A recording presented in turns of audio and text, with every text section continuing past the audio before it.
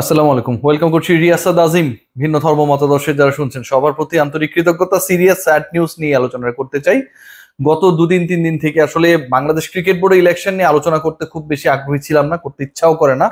এখানটায় যে ধরনের খেলা চলছে বিভিন্ন পক্ষের মধ্যে, এগুলো আসলে বাংলাদেশি ক্রিকেটের পরিবেশকে প্রতিদিন নষ্ট করছে। এই মুহূর্তে যে অবস্থায় দাঁড়িয়ে বাংলাদেশের ক্রিকেট, তাতে আজকের পর থেকে সকল ধরনের ডোমেস্টিক ক্রিকেট বন্ধ হবার দ্বার প্রান্তে। বাংলাদেশ ক্রিকেট বোর্ডের নিজস্ব আয়োজন ব্যতীত কিংবা নিজস্ব আয়োজনও যেগুলো হবে এনসিএল এর মতো টুর্নামেন্ট গুলো, সেগুলোতেও আপকামিং ফিউচারে ক্রিকেটাররা অংশ নেবে কিনা, বিভিন্ন অঞ্চল ভিত্তিক এই টুর্নামেন্ট গুলো হয় এবং সেই অঞ্চলগুলোর দায়িত্বে থাকেন সেই অঞ্চলের ক্রিকেট সংগঠকরা, তারা অংশগ্রহণ করবেন কিনা সেই ব্যাপারে একটা স্পষ্ট অবস্থান তারা ব্যক্ত করেছেন। বাংলাদেশ ক্রিকেট বোর্ডের এই মুহূর্তে যে নির্বাচনী পরিবেশ চলছে, নির্বাচনী স্ট্যাটাস রয়েছে, সেখানটায় আর দুদিনের মধ্যে পরিচালনা পর্ষদের ইলেকশন হওয়ার কথা রাজধানীর একটা অভিজাত হোটেলে। সেই ইলেকশনকে কেন্দ্র করে যেই ধরনের অস্থিরতা তৈরি হয়েছে, আজকে সেটার চূড়ান্ত রূপ ঢাকা মোহামেডান স্পোর্টিং ক্লাবে যে অনুষ্ঠিত হয়েছে সংবাদ সম্মেলন, প্রতিবাদ সভা, সেখানটায় আমরা দেখতে পেয়েছি, জানতে পেরেছি। গণমাধ্যম কর্মী হিসেবে আমি সহ আমার পরিচিত যারা দীর্ঘ সময় ধরে যারা স্পোর্টস নিয়ে, ক্রিকেট নিয়ে স্পেশালি কাজ করেছেন, সবাই ছিলেন।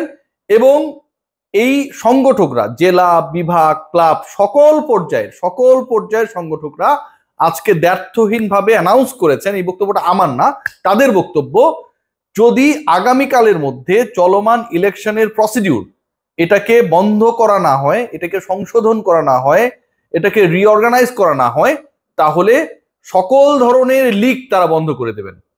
কোনো ধরনের লিগে ক্লাবগুলো পার্টিসিপেট করবে না। তারা যেই ক্রিকেট বোর্ডের ছায়াতলে অভিভাবক সংস্থা, সেই ক্রিকেট বোর্ডের নির্বাচনকে কেন্দ্র করে এত বেশি জলঘোলা হয়েছে যে সংগঠকরা সকল ধরনের লিগে খেলা বন্ধ করে দেবেন। কারণ তারা যেই ক্রিকেট বোর্ডকে দেখতে চান অথবা যেই ক্রিকেট বোর্ড হতে যাচ্ছে, সেটা যথেষ্ট প্রশ্নবিদ্ধ। সেকেন্ড পয়েন্ট যেটা, বিপিএল, আপনারা সবাই জানেন বাংলাদেশ ক্রিকেট বোর্ডের ফ্ল্যাগশিপ প্রোগ্রামস গুলোর মধ্যে ডোমেস্টিক ক্রিকেটে খুবই গুরুত্বপূর্ণ। সেই বিপিএল এ অংশগ্রহণকারী দলগুলো এবার যেহেতু সবকিছুই নতুন করে হবে, সেই বিপিএল নিয়েও ইলেকশন নিয়ে বুলবুল ভাই ফাহিমরা এত বেশি সুপার ডুপার বিজি হয়ে গেছে যে বিপিএল এর কোনো আপডেট আমরা জানি না। অথচ দে আর প্ল্যানিং যে ডিসেম্বরের ফার্স্ট উইকে সেকেন্ড উইকে বিপিএল হবে, অক্টোবরের প্রথম সপ্তাহ চলে, 2 মাস পরে নাকি বিপিএল হবে।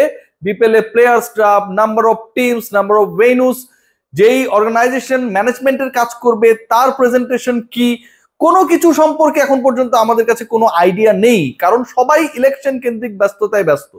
সৌম্য সরকার, যিনি বাংলাদেশের মেন স্কোয়াডে রয়েছেন, সেই সৌম্য সরকারের ভিসার মেয়াদ পেরিয়ে যায়, কিন্তু তাকে পাঠানোর ব্যবস্থা তার আগে করতে পারে না বাংলাদেশ ক্রিকেট বোর্ড ইউএইতে। সেটা নিয়েও কারো কোনো ধরনের মাথা ব্যথা নেই, কারণ সবাই ইলেকশন নিয়ে রয়েছেন। অথচ এই ইলেকশনটা হবে কিন্তু ক্রিকেট বোর্ডে। ক্রিকেট খেলাটা যদি না থাকে, এই ক্রিকেট বোর্ডের কোনো অস্তিত্ব নেই।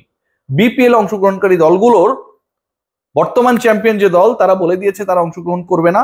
গতকালকে বিভিন্ন মিডিয়া আমরা দেখেছি, এবং এর সাথে এডিশনালি অন্যান্য দল এবং অঞ্চলগুলো যুক্ত হবে বলে মনে করা হচ্ছে। ঘটনার সূত্রপাত যেখানটায়,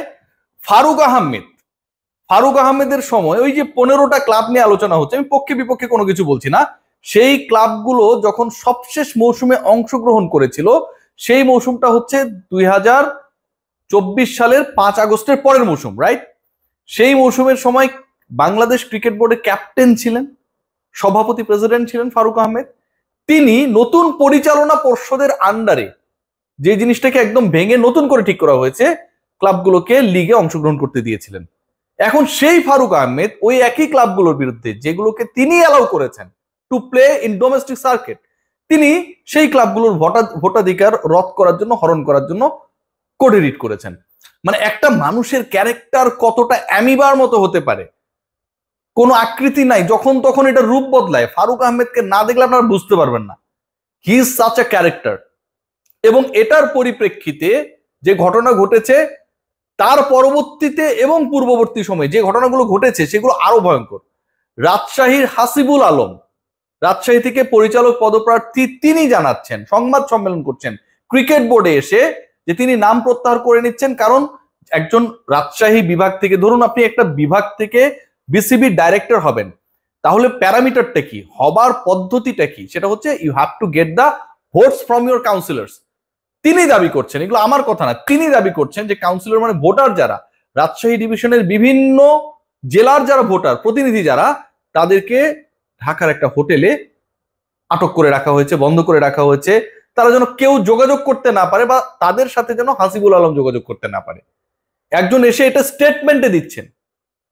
ক্রিকেট বোর্ডে আগামীতে ডাইরেক্টর যারা হতে যাচ্ছেন, মানে এটা খুব গুরুত্বপূর্ণ, বাংলাদেশ ন্যাশনাল টিমের আপনারা যদি খেয়াল করেন সেখানটায় কারা খেলবে কারা খেলবে না এই ব্যাপারগুলো যেমন আমরা খুব ভালোভাবেই জানি, ঠিক একইভাবে ক্রিকেট বোর্ডে কি হচ্ছে হচ্ছে না সেই খবরটা আমরা বেশ ভালোভাবেই রাখার চেষ্টা করি, রাইট?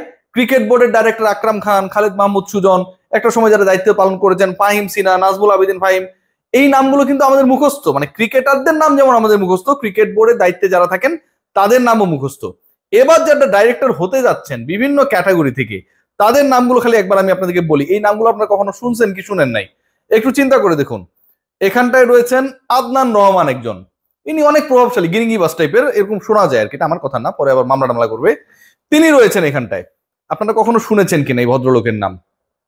একজন রয়েছেন ফাইজুর রহমান, একজন রয়েছেন আমজাদ হোসেন, অভিনেতা আমজাদ না, তিনি বাংলাদেশ ক্রিকেট বোর্ডের নানা কর্মকাণ্ডের সাথে, আন্ডারহ্যান্ড কর্মকাণ্ডের সাথে বিভিন্ন সময় জড়িত ছিলেন বলে অভিযোগ রয়েছে।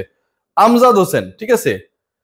আহসানুর রহমান মল্লিক, ঠিক আছে, এই আইএইচ মল্লিক না, ঠিক আছে, এটা অন্য মল্লিক।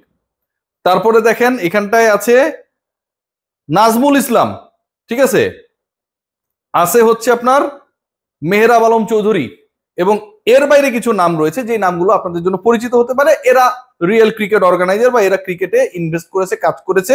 সানিয়ান তানিম রয়েছেন এখানটায়, এই নামগুলোর মধ্যে যদি আমি খুঁজে পাওয়ার চেষ্টা করি, এবং ইশতিয়াক সাদেক, ঠিক আছে। এই দুজন বাদ দিলে এই মুহূর্তে যারা এক্সিস্ট করছে এখানটায় সব, মানে কোন দিকে এরা আসলে কোন ক্লাবের হয়ে কতদিন কন্ট্রিবিউট করেছে সেটা নিয়ে যথেষ্ট প্রশ্ন তোলার সুযোগ রয়েছে। এখন এই লোকগুলো যদি ক্রিকেট বোর্ডের নেতা হয়, এটা তো স্বাভাবিকভাবে ক্লাবগুলো মানবে না। আবাহনী মোহামেডানের মতো ক্লাব নাই, প্রাইম ব্যাংকের মতো ক্লাব এই ইলেকশনের মধ্যে নাই, লেজেন্ডস অফ রূপগঞ্জের মতো ক্লাব এই ইলেকশনের মধ্যে নাই, এবং সেই ক্লাবের প্রতিনিধি যিনি ইলেকশনের থেকেও তিনি গতকাল তার মনোনয়ন বা ইলেকশন থেকে নিজেকে সরিয়ে নিয়েছেন। ইন্টারেস্টিংলি বাংলাদেশের টাকা আমরা আত্মসাৎ করার জন্য, লুটপাট করার জন্য বিভিন্ন জনের কথা বলি না, আমরা কি বলি যে এরা হচ্ছে টাকা পয়সা নিয়ে গেছে, বিদেশে পাচার করেছে। বিশিষ্ট একটা গ্রুপ রয়েছে, এই গ্রুপের নামটা শুরু হচ্ছে এন দিয়ে, নট বি। অনেকে প্যাচ লাগায়, আমার কন্টেন্ট গুলো কেটে কেটে আবার বিভিন্ন জায়গায় পাঠায়, এদের কোনো কাজ কাম নাই মনে হয়। চুলদারি কাটলে অথবা নিম্নাঙ্গের ওইসব কাটলে ভালো হইতো, পরিষ্কার পরিচ্ছন্ন থাকতে পারতো আমার কন্টেন্ট না কেটে। যাদের ধারণা নাই রিয়াসাত সম্পর্কে তারা এই কন্টেন্টের বিভিন্ন অংশ কেটে এদিক সেদিক পাঠায়। তো এদের জন্য, এই বি এন্ড সি টাইপের লোকদের জন্য যারা হচ্ছে এই কামটা করে, ইনবক্স করে বিভিন্ন জনকে, তাদেরকে বলতে যে ওই গ্রুপটার নাম হচ্ছে এন গ্রুপ, রাইট? এদের নামে একটা, মানে এদের নামে না, এদের মালিকানা না, একটা পরিবহনের ব্যবসা আমরা দেখি, এটা তাদের আন্ডারে না। এরা নাকি 12,000 কোটি টাকা একদম উধাও করে দিচ্ছে, 12,000 কোটি টাকা। ভাই আমি যে রুমে বৈশাই ভিডিওটা বানাচ্ছি, এখানে যদি আপনি সব 1,000 টাকার নোট দিয়েও ভরায় ফেলেন, 12,000 কোটি টাকা তাতেও আটবে না, বুঝছেন? এত টাকা লুটপাট করে বিভিন্ন জায়গায় ট্রান্সফার করেছে। তাদের সিস্টার কনসার্ন একটা রয়েছে, সেই সিস্টার কনসার্নের সিইও যিনি সাপ্লায়ার, একজন, অন্য কিছু সাপ্লাই না, মালমূল সাপ্লাই করেন। মাল বলতে আবার ওই মাল না, এই যে ধরেন ট্রাইপড, ক্যামেরা, এটা ওটা, লাইট, হ্যাঁ, ব্যাকপ্যাক, এরকম এই জিনিসপত্র নাকি সাপ্লাই করেন। তিনিও বিসিবির ডাইরেক্টর। একটা সময় আমরা দেখেছিলাম যে আন্দালিব রহমান পার্থ একটা সংসদে বক্তৃতা দিয়েছিলেন যে যারা ফার্নিচার বানায় তারা বিদ্যুৎ উৎপাদন করবে, এখন যারা বিভিন্ন মাল সাপ্লাই করে তারা হচ্ছে বিসিবি চালাবে। এদের বিশ্বাস করেন, আমি যেদিন পাবো সামনে, এদেরকে কিছু ক্রিকেটের জেনারেল নলেজ জিজ্ঞেস করব, আপনাদের সামনে সেটা এক্সপোজও করব, trust me, I will do that. এরা হচ্ছে বিসিবির পরিচালক হইতে যাচ্ছে। এই সমস্ত লোক কোন কোন ক্লাব থেকে এরা আসছে দেখেন, এটাও খুব ইন্টারেস্টিং। এদের ক্লাবগুলোর নাম আপনি দেখেন, যে নামগুলা বললাম সেই ক্লাবগুলোর মধ্যে কি রয়েছে, রয়েছে হচ্ছে রূপগঞ্জ টাইগার্স, ঠিক আছে, রূপগঞ্জ টাইগার্স প্রিমিয়ার লিগের কোনো ক্লাব না, আমি কি বুঝাতে পারছি? তারপরে রয়েছে উত্তরা ক্রিকেট ক্লাব, নামগুলো শুধু দেখেন, ঠিক আছে। তারপরে হচ্ছে ইন্টারেস্টিংলি যেটা হচ্ছে ইয়াং পেগাসাস, ঠিক আছে। তারপরে রয়েছে গোল্ডেন ইগলস, বুঝছেন? নাম কিন্তু শুনে মনে হচ্ছে এক একটা ক্যালিফোর্নিয়া, নিউ ইয়র্ক থেকে আসছে এখানটায়। এই ক্লাবগুলো বাংলাদেশের টপ লেভেলের ক্লাব একটাও না, একটাও না, ঠিক আছে। রূপগঞ্জ ক্রিকেট একাডেমি, আমার প্রিয় ফারুক আহমেদ, ঠিক আছে। তারপর হচ্ছে কি কাঁঠালবাগান ক্রিসেন্ট ক্লাব, এসব ক্লাবের লোকজন যারা প্রিমিয়ার লিগে একটা ক্লাব চালানোর যোগ্য কখনো হয়নি, বা তাদের যেখান থেকে কাউন্সিলরশিপ নিয়ে এসছেন সেই ক্লাবগুলো টপ লেভেলে কখনো খেলেন নাই, এরা হচ্ছে বাংলাদেশের ক্রিকেটের ডিসাইডার হবে। রাজশাহীতে নাকি সবাইকে আটক করে রাখা হয়েছে। এই ঘটনা যখন ঘটে ঠিক তখন আমার ক্রিকেট কোন পথে যায়? বাংলাদেশের ক্রিকেটে এই মুহূর্তে এমন একটা সিচুয়েশন যে লাইফ সাপোর্টের পরেও যদি আসলে কোনো সাপোর্ট দিয়ে এটাকে রাখার বাঁচানোর চেষ্টা করা হয়, আমার কাছে মনে হয় সেটাই প্রয়োজন। খুব ভয়াবহ অবস্থা। কিছু ক্ষেত্রে চোর বাটপারদের উপদ্রব বাড়বে বিসিবিতে। কে ঠেকাবে? সবাই ভালো থাকবেন।